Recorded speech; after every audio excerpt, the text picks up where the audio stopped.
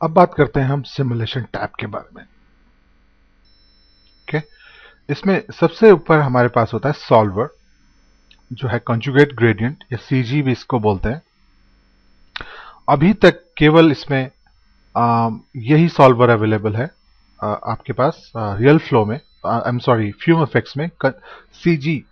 लेकिन इसका आर्किटेक्चर इस तरह से है कि और भी अगर कोई सॉल्वर आता है फ्यूचर में तो वो इजीली इंटीग्रेट किया जा सकता है इसके साथ।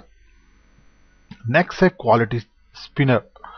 ये डिफाइन करता है कि कितना रियल आपका सिमुलेशन है। ठीक है, जितनी आप क्वालिटी बढ़ाते रहोगे उतना रियल सिमुलेशन आपको मिलेगा, but computational more computational computation लगेगा आपका और परफॉर्मेंस कम हो जाएगी सिस्टम की अब अगर आप क्वालिटी बढ़ाते हो। बट कई बार बहुत जरूरी हो जाता है क्वालिटी को बढ़ाना। तो अगर आप क्वालिटी बढ़ाते हो तो आप फिर उसको कंपनसेट करने के लिए जो इटरेशंस वैल्यूज हैं इनको कम कर सकते हो। ओके, तो अगर आप हाई क्वालिटी सेटिंग्स यूज करते हो तो इटरेशन को थोड़ा कम कर दें, मैक्सिमम मैक्सिमम इटरेशन स्पिनर को। ओके, तो सेम क्वालिटी को अगर 10 कर दें, 10 and we play this simulation, देखिए टाइम अब ज्यादा लग रहा है लेकिन क्वालिटी आपके पास बेटर आएगी। देखिए कितना डिटेलिंग आ गई है अब इसमें पहले वाले के मुकाबले।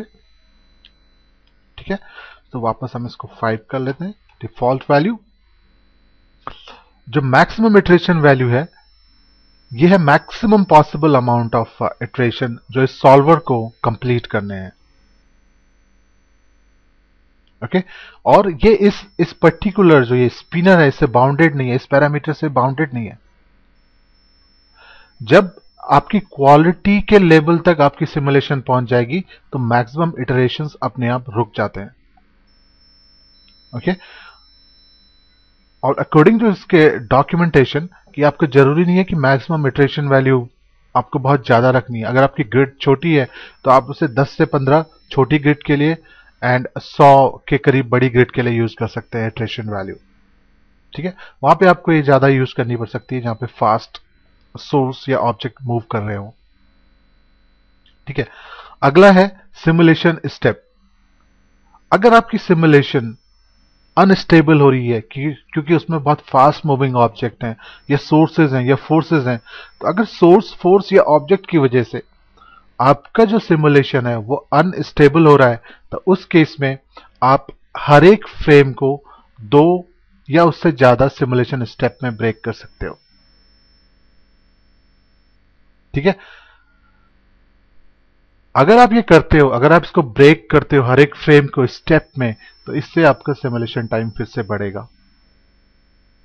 ओके, एडवेक्शन स्ट्राइप, जितनी वैल्यू ये कम होगी उतना कम डिसिपेशन होगा वेलोसिटी और स्मोक में। जितनी वैल्यू कम उतना कम डिसिपेशन। अगर आपको बहुत सारे कर्ल्स चाहिए, बहुत सारे कर्ल्स आपको स्मोक में चाहिए, तो आप इस वैल्यू को 0.1 या उससे भी कम करें एडवेक्शन स्ट्राइप को। ठीक है, अगला हमारे पास ऑप्शन है क्यूबिक। क्यूबिक ये होता है क्यूबिक इंटरपोलेशन। बड़ा करके देखें, नहीं सर, क्यूबिक इंटरपोलेशन क्या होता है कि अगर आपको मैक्सिमम क्वालिटी चाहिए तो आप इसको ऑन कर लीजिए। इसको ऑन करते ही आपका सिमुलेशन टाइम बहुत बढ़ेगा लेकिन आपके पास क्वालिटी उतनी ही अच्छी आएगी। देखिए अब सिमुलेशन में टाइम लग रहा है और अगर हम इसको रेंडर करें तो हमारी जो क्वालिटी है, जो डिटेलिंग है वो बहुत अच्छी आएगी अगर हमारा क्यूबिक ऑन है तो। Cubic interpolation. Last option simulation group में हमारे पास है टाइम स्केल। तो इसका इस्तेमाल करते हुए आप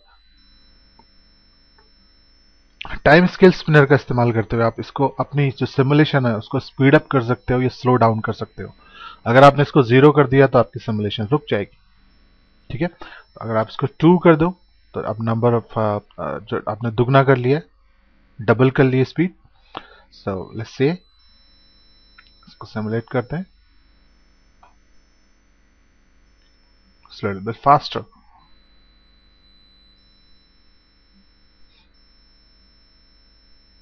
ये देखिए, तो डिटेलिंग, जो हमारी डिटेलिंग आ रही थी वो भी हमारी थोड़ी खत्म हो गई है डबल करने से। ठीक है, तो इसको भी आपको ध्यान से यूज करना है।